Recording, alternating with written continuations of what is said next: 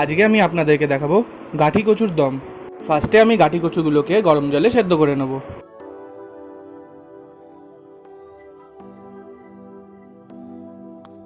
তারই সাথে এর মধ্যে একটু লবণ দিয়ে দেবো।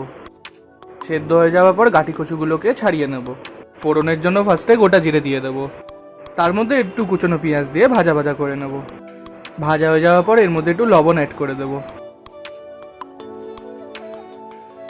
তারপর এর মধ্যে দেবো একটু টমেটো আদা রসুনের পেস্ট।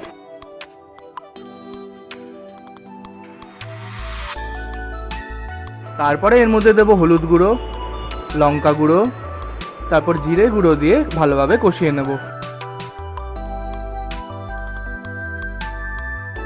কষানো হয়ে যাওয়ার পর এর মধ্যে একটু টক দই দিয়ে দেবো।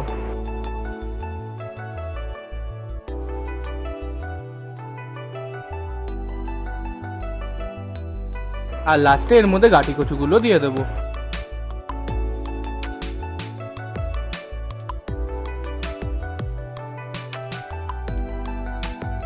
তারপর এর মধ্যে একটু চিনি দেব আর সামান্য একটু গুঁড়ো গরম মশলা দেব। আর লাস্টে এর মধ্যে এক বাটি জল দিয়ে কিছুক্ষণের জন্য ঢেকে রেখে দেবো। আমাদের গাঠি কচু তৈরি। এবারে আমরা প্লেটে সার্ভ করে নেব। খুব সুস্বাদু এই রেসিপিটি। যারা যারা ট্রাই করেননি তারা অবশ্যই ট্রাই করবেন।